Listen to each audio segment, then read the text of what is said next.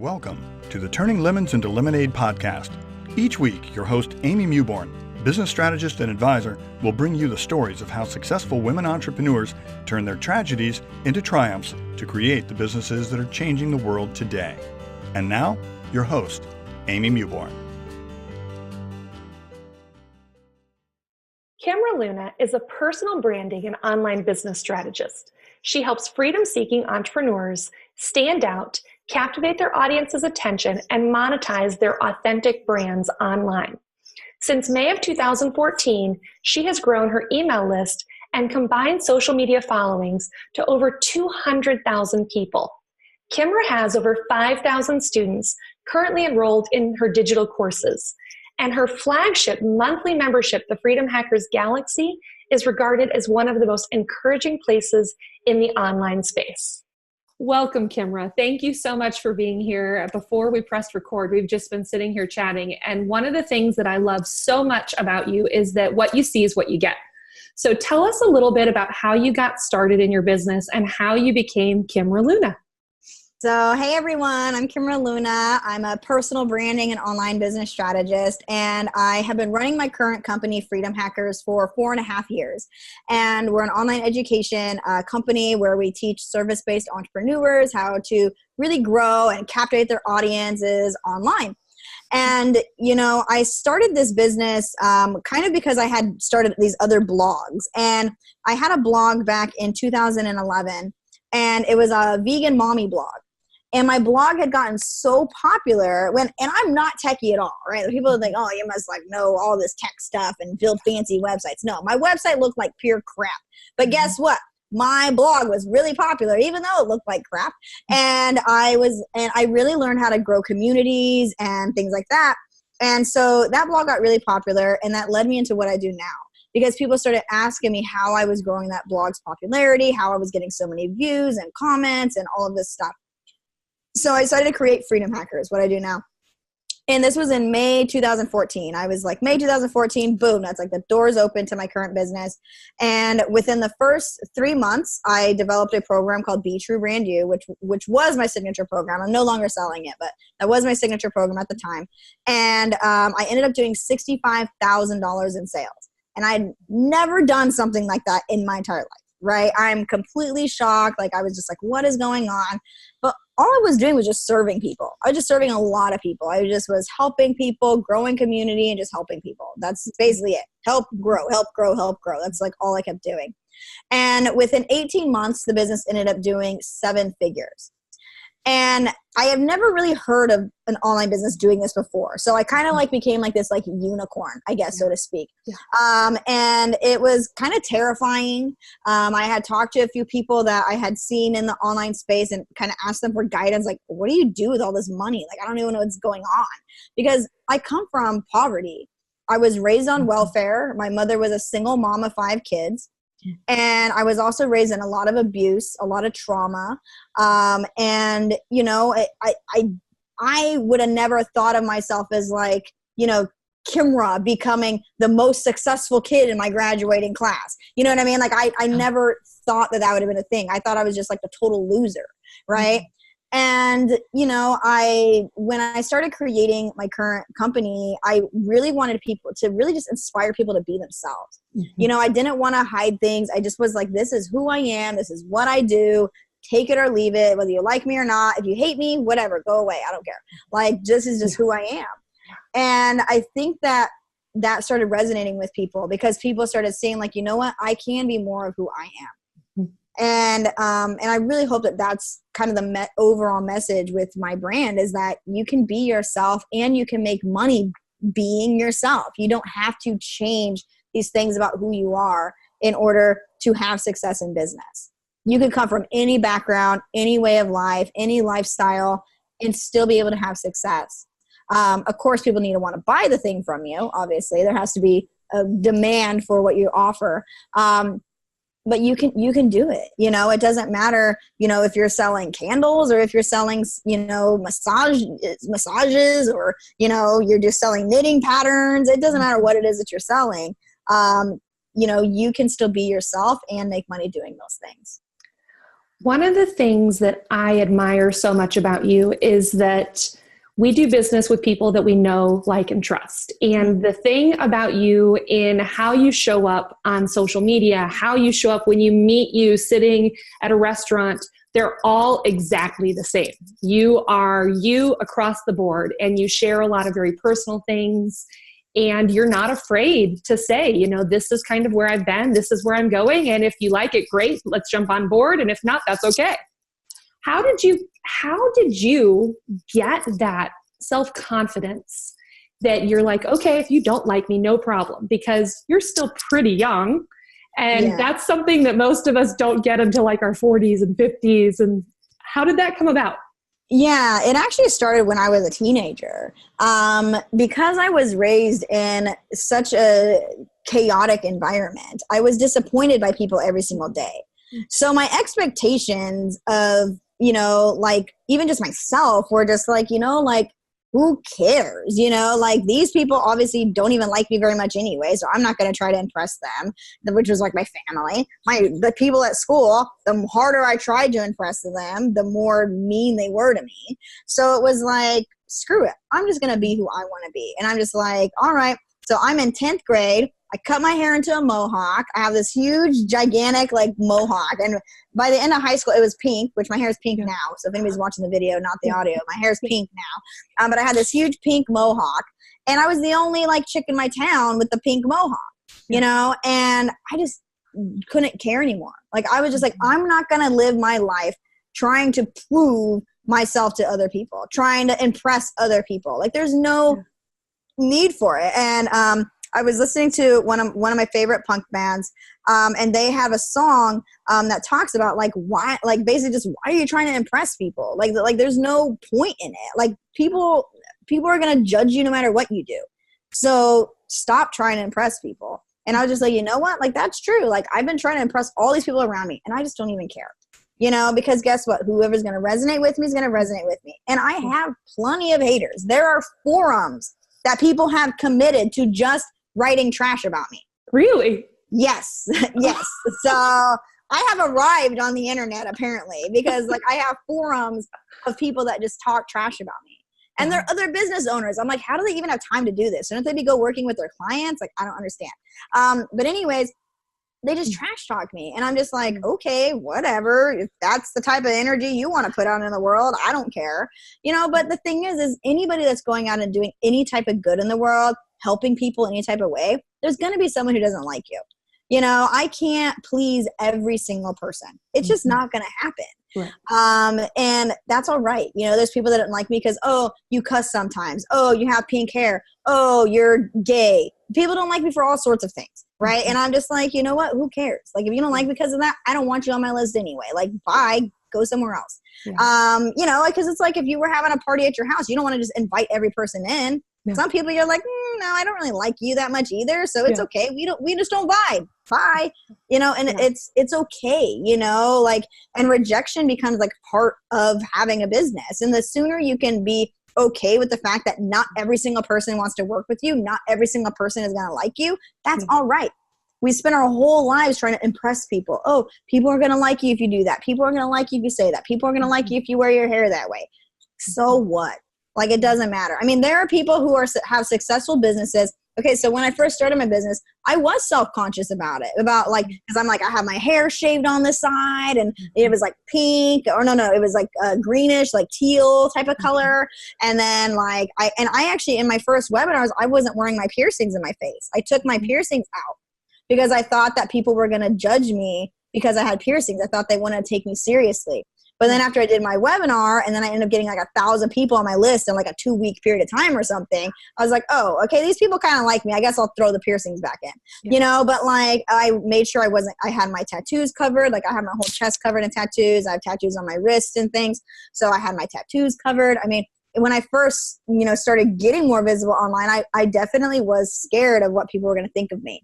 And then over time, that kind of lowered as people were just like, oh, people are wanting to work with me. It's okay. I can just be who I am. And then that just has like 10 times over the past 4.5 years of starting my business. It's just, now I've been able to just express myself online, because I feel like me sharing stories and me going out and talking and serving and doing webinars. I feel like this is my art. This is my craft. You know, like it's like I'm painting a painting and I'm putting it out into the world. You know, like to me, it's like my craft. It's not like, oh, I just do strategy. You know, like this is my creative energy flowing out of me. So just a question, have you ever gone back to where you grew up and run into like your high school people and, you know, what do they think now? Because, you know, you just described this time of your life where no one really thought that you would do anything. And here you are, you've built a huge name for yourself and you're very well known in the online space and you're very well known again for just being you. So have you run into any of those people? Yeah, so I do still have some of my friends from like when I was in high school, and like most of them are like my punk rock friends that like went to gigs with me and stuff. And so I still do know some of those people, and they have told me, they said, you know what, Kimra, the thing that's amazing is that you're still you. You're just an amplified version of you. Like they're like, nothing has changed. Like you're still Kimra. You're still the homegirl Kimra from Nampa, Idaho, you know, broke as F, you know, like all that stuff. They're like, you're still that. You're still that grittiness, but you're also inspiring all these people. And they'll send me messages that are just like, you're so inspiring, Kimra. Like, thank you so much for sharing. And it makes me so happy because they're like, cause I used to book punk shows and there was like this one chick where she would like help me like pass out flyers and do all this stuff. And she really looked up to me. She was about 3 years younger than me. She kind of looked up to me like I was like a big sister to her. And, you know, even now she's always sending me messages like, thank you so much for just being you. Because you never know who's watching you. And when I was featured on the Forbes article, I went kind of viral in my hometown. Yeah. So I got featured on Forbes and someone from like my high school or something like saw it or whatever. And they were just sharing it like freaking crazy. I mean, that article got like thousands of shares. It wasn't even that big of a deal. And the article was actually poorly written, if you ask me. But everybody was sharing it all over because there isn't a lot of people from Idaho that like become quote unquote famous or, you know, or really have a lot of success. There's only maybe one kid in my graduating class. He's like this really fancy smancy like engineer that lives in Japan. I think he might actually be more successful level than me. But we're kind of like the only two that really like made it out and like made something for ourselves, you know? And it's, so when something does happen, everybody does notice, but I do get people like, there was one guy, he reached out to me, oh my gosh, Kimra, I'm so proud of you. I'm like, you were the jerk face who would like throw ice at me when I was like walking home from school. Like, why are you talking to me right now? Like, screw you, you're blocked. You know, like, so some of those people I'm just like, no, you're a jerk. Like, don't pretend to be nice to me now just because like I'm like cool or something. You know, I was like, screw you, dude. Like, you were a jerk. Like, bye. So, so there's been some of that too, which I think is actually kind of funny. Like, it just makes me laugh. So I just think it's hilarious. So you interweave a lot of your personal life with your business life and your business success. How have you done that?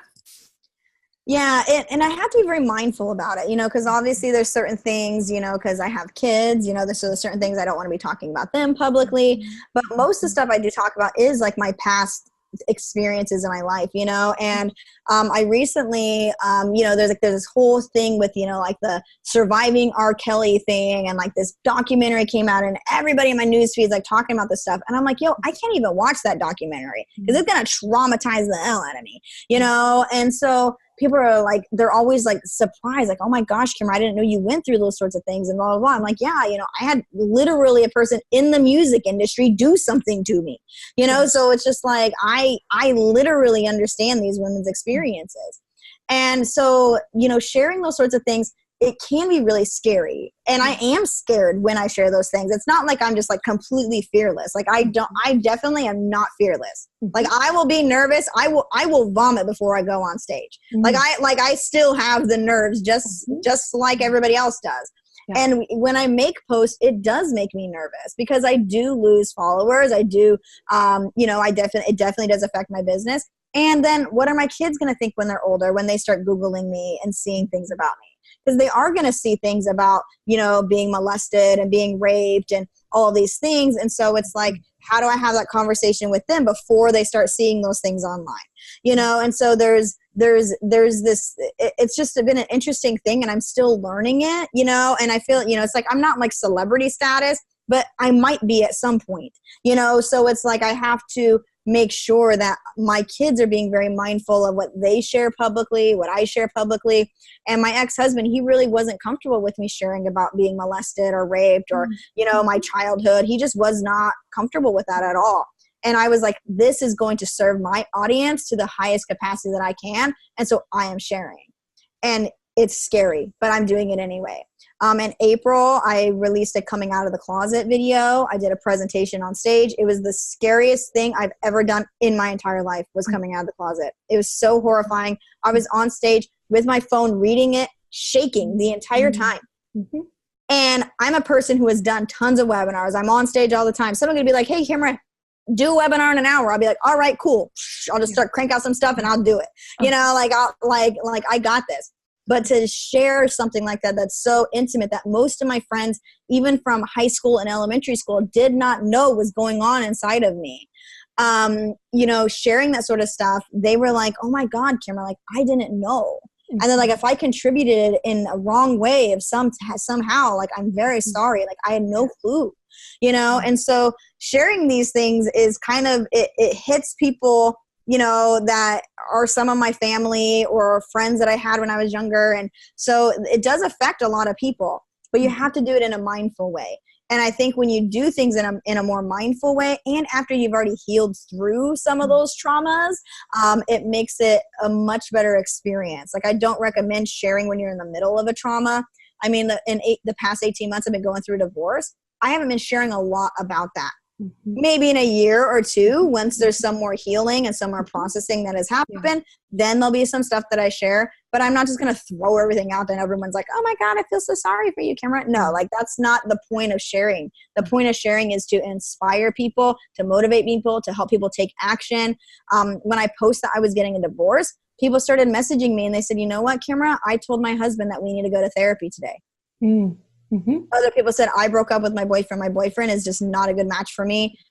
It's not serving me. I'm breaking up with them. So it inspired people to take action. And that's what I focus on, you know, and a lot of that stuff has nothing to do with what I do. Sharing about my divorce has 0% to do with me teaching you how to build a successful brand. Like, it has nothing to do with it. But the fact that I share it and then it's like I'm a real human being makes people relate to me and want to connect to me. I have people who are raving fans who follow me, even ones who buy my courses, who don't even have businesses. They just do because they want to support me. Yes. Wow. They send me emails and they're just like, oh, I don't even have a business. Like, I love my job. Like, I don't even have a business, but I've bought all your programs because I just want to support you and your message and your work. And I'm just like, oh, well, thank you. You know, I appreciate that. You know, like, they're like, if there's anything else I could do to help you, like, if some people, when you start sharing from your heart, you're sharing more of a message rather than just like sales marketing crap. You know what I mean? Like, and that's what's so different. And that's what really makes a personal brand stand out. Like, it's not like, oh my gosh, you have to have these exact perfect words and your website needs to look all super bling. I know guys that make 7 figures. They have the most hideous website ever. You know, it's more, what is that message and how is that connecting and pulling people in? And when you share real stories and you do get a little bit vulnerable with people, then that's going to pull people in because they're like, wow, that person is like me. Yeah. Well, the first time I hired a business coach, she told me, you know, if you really want to grow your business, you have to be super comfortable with the fact that you're going to need a personal brand. And I would come home and tell my husband, I'm like, that is not who I want to be. That's not what I want. And I would say it probably took me about 4 years of being in my business over and over again and interacting with clients and realizing that my business is me. And any of us that refuse to see that, we're just kidding ourselves. And we're going to struggle for a longer period of time until we accept the fact that people do business with people that they trust. Yes, exactly. It's that know, like, and trust thing. And they have to have all those elements before they make that decision to buy. Most people, before they even get on a sales call with me, they're already 95% there. They've already pretty much made the decision. They just want to know, okay, what is the thing you're doing, Kimra, and how can I be part of it? You know, like, they're already ready to go. Like, when I do sales calls, it's like hilarious. I ask the person like one question and they're already like, okay, let's do this. I'm like, oh, okay, here's the link, put in your credit card, you know, like, you know, like, so it's because I'm just myself. and I share, yes, of course I share value. I share all types of value. I show a lot of the behind the scenes of my business. I show what's really working. I show tools and tricks and all the strategies and all sort of stuff too. So I do give high value. But I'm also myself incorporated into that. And it really, and I didn't realize, how much my stories could inspire people to create change, whether that is to start their own business or whether that is to just tag their friends on one of my posts. Whatever it is that it inspires them to do, I'm happy about that, because I know that that's my mission. I mean, it would be great if every person on my list bought something from me. That doesn't always happen. But guess what? They're still reading the emails and they're still getting inspired by them and they're still replying to them. And when I write more personal stories, like when I had a copywriter, I had pretty good open rates. But when I started writing the copy myself and it was all my stories, my email open rates have doubled. Yeah. From me just sharing more raw and more vulnerably, because that is what people want. Right. They don't want to be buying from like these, super fancy smancy corporations and stuff anymore. They want to buy from a real human. Yeah. Love that. So we need to take advantage of it. That's the era we live in now, Well, with social media and Instagram and Facebook and everything that we do, every single thing that you put out there is something that can either attract or repel someone. Mm-hmm. And the more authentic you are, the more you're just you, someone gets to decide before they ever get on a phone call with you, whether or not you're their tribe and there's someone that fits with you or not. Exactly. So it's a sorting process, and actually sharing more vulnerably and that sort of stuff online, it sorts out the people that aren't ever going to work with you. When I sent out my email about coming out of the closet, I lost 2,000 people from my list in a 2-day period of time. Mm-hmm. I also lost a few thousand followers on all of my social platforms. Mm-hmm. So that was a really not nice thing to happen to me. Like, it sucked. Sure. And it stung a little bit. But I knew I had to just be myself. I had to be my authentic self. Plus, I didn't want there to be like pictures of me, like all of a sudden I'm like dating a woman, then everybody's just like gossiping and making these rumors or something anyway. So it's like, I might as well put myself on blast first, before everybody else does. Right. So, but sometimes it's hard. But I always feel it's always about my why. And my why is to inspire and help and serve people. And if sharing my story is going to enable me to do that at a higher capacity, then I'm going to share. So one of the things that you talk about sometimes on your social media is raising 3 young men to be good little humans. Mm-hmm. How are you doing that? Because sometimes you tell these stories and I'm like, wow, this child is so much wiser than I am, or my husband is, or whoever. But sometimes I'm just absolutely blown away by the wisdom of the little souls. Yeah. So since my kids were born, and I'm very lucky too that my ex-husband, he's very conscious as well. We've been studying personal development. I've been studying for 12 years, my ex-husband even longer than me, and we really wanted to make sure our kids grew up in a world where they understood things, and even at more of an adult level. And my oldest son is 9, and we were, some of my friends from Idaho came to town, and we were just like wandering all around New York. And at the end of the night, my son says to me, he's like, why are there no women statues? Because the city has all these statues of all these general whoever the F. And then my son, he's like, why are there no women statues? And so I said, well, because women aren't celebrated for their successes the same way that men are in our country. And he was just like, well, that doesn't seem very fair. And I was like, oh, no, it isn't, And so, and I even recorded a video of him saying that. I put it online. And, so he started reading books about, feminism and about the importance of how women can be more equal in the society and things like that. And he just watched a video the other day. There's this show on YouTube. It's called Kids Meet. And the kids meet different types of people from, they'll meet a drag queen on one episode, or they'll meet some sort of scientist on one episode. Well, in this episode, they met a gynecologist. And so the kids can ask the gynecologist whatever questions they want to ask them, right? And so these boys, I guess he's like, the boys were asking really weird questions. That's what he said to me. But then I said, well, what did you learn from watching this video? He said that girls have it way harder than boys.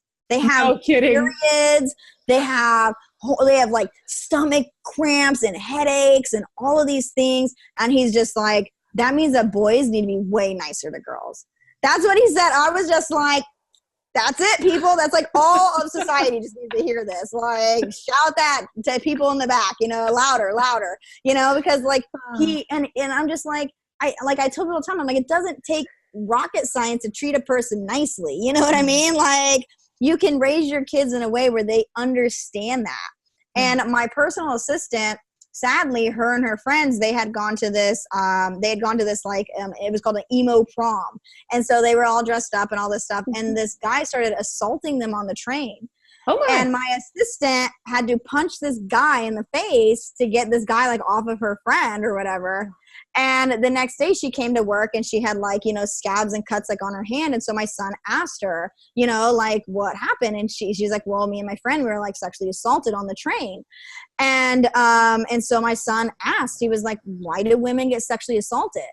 And so we started Googling this and diving into it and helping him really unravel that. And some of the things he doesn't quite understand because obviously he doesn't have the hormones and like the sexual urges and things like that yet.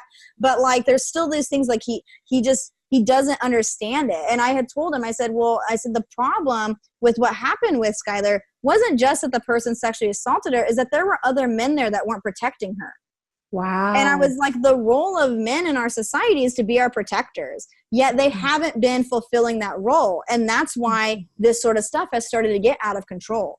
Yeah. Because the men aren't standing up and protecting the women when they see something happening. They're not standing up and telling their buddy, hey, don't be touching a girl like that. What the hell is your problem? They're not standing up. And I told him, I said, you could be the one that chooses to stand up for that or not. Like you get to make that decision when you're a young man. And he's like, well, I definitely want to stand up for girls. I think girls need to be treated better. Yeah. It's not that hard to raise a nice kid. Like, and the thing is my ex-husband, he was raised very well, like I remember when Donald Trump, had all that like, oh, grab him by the pussy talk or whatever. And everyone's like, oh, that's just locker room talk.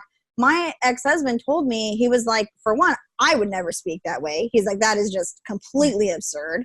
And he's like, and he told me he actually stopped playing baseball because he had told the coach multiple times, he's like, I don't like the way the guys are talking in the locker room. I don't want to be around them.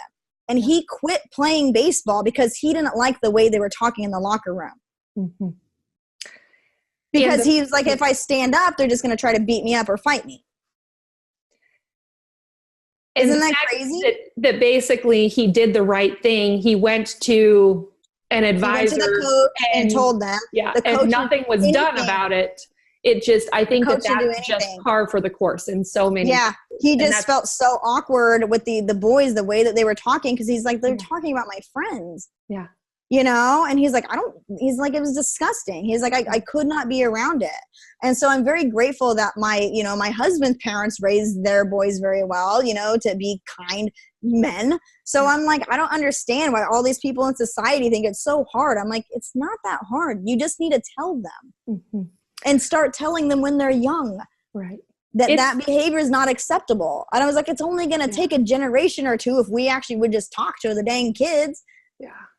It's not that hard. Mm-hmm. So, yeah. So tell me, you said that you have retired Be True Brand You. So what's coming up next? What are you excited about this year? So I have a lot of new projects. One project, I have a punk rock podcast coming out. Fun. So that's completely off topic. That's a whole other separate thing. I have a podcast called Brave Visibility that I'm hosting with my friend Yasmin Anal. She's a high performance coach, and it's all about mental health for entrepreneurs. So I am diagnosed with PTSD, OCD, ADD, anxiety, and depression.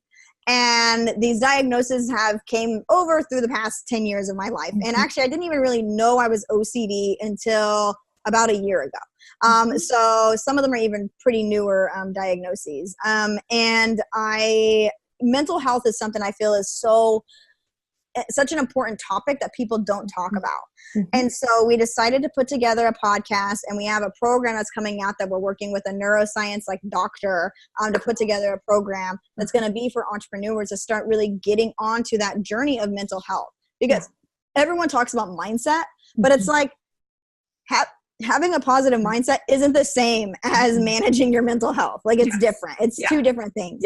And one can help the other and vice versa. But you definitely need to recognize things that are going on with you. And over 72% of entrepreneurs are dealing with one or more mental illnesses. ADD is definitely a very common one. Anxiety is super, super, super common. OCD actually is one of the more common ones, but a lot of people don't identify as that. Like, yet they are very OCD, and their team members will tell you that they're OCD. There's all of this, these people that they're like, oh, I'm like this, like I'm this leader and I'm so this and that. But it makes them afraid to admit that something is going wrong. So we decided to create a podcast around this. And so super excited about that project. And then I have a new program, which is exclusive only to people who actually apply for it. So it's not something I'm going to have a sales page up for or anything like that, called the Nebula Institute. And it's a 6-week program where I'm taking people where they can basically either pre-sell or make tons of sales in the program. And the goal is for every single person that goes through it to make $10,000 by the end of 6 weeks. So it's a pretty intensive program. I mean, it's kind of me cracking the whip a little bit, but all the people that have gone through it have already been like my personal clients. And so now I'm kind of like using what I've been doing with my personal clients and making it so it's more of a group setting. So I'm working on the Nebula Institute and taking applications for that. And then I still have my YouTube channel. We're doing 2 videos a week on YouTube. So a lot of new content coming out. I do live streams every Wednesday. And so, just lots of new stuff coming out. It's just a lot of fun. And then I want to make a video game live streaming show. I'm working on that, and I'm kind of manifesting that magically because I had one person I wanted to do it with, and she was like, "Oh, I don't know if I'm gonna have time to do it." But then somebody like sent me a message on Facebook who's been my friend for like a really long time, and I was like, "Oh yeah, we should do it together." So we'll see what happens. So video gaming streaming channel might actually be a business as well. Fascinating. So I have like 4 businesses in this. So it looks like your business has changed a lot in the past couple of years. I mean, last year you didn't do, I don't think, as many launches as you normally would, and you were a little more quiet. Whereas this year, I think you've shown up and this has been so far your year of visibility. Yes, 2019 is all about the visibility for me. And the reason why is like last year, I kind of was in a lot of hiding because of going through the divorce, going through a lot of emotional distress during the year. I actually had some physical health problems happen during the year, mostly because of the emotional stuff. So, it was kind of a year of just like not really being insanely visible. But now, I'm booking all these podcasts. Like I have all these interviews that I'm booked on. I think I did 13 last month, and I have like 10 this month. And so every month I'm trying to do at least 10. And I've been doing my Instagram stories a lot more. I'm doing more live streams. I'm really just picking up the momentum again because I feel I'm just in such a happier place now. And I'm just so excited about all my new projects that it's finally all like coming into place. It's like I needed kind of a year to just like heal, I think. And then now it's like I'm ready to rock. So super excited. Well, congratulations. Tell us, where can our listeners find you? The best place to find me is my website, freedomhackers.com. I have several different free business trainings and like little mini courses and things like that there that you can find. You can also find links to my podcast there as well. And then Instagram. Instagram is a great place for people to hit me up if you have any questions. Instagram.com/Kimra Luna. And then my YouTube channel. That's where most of my content is going to be being put this year. So youtube.com/Kimra Luna. Those are the places you can find me, and send me personal messages. I always reply back. It's not my assistant, it's actually me. So go hit me up on those places, and I hope you guys like all my content.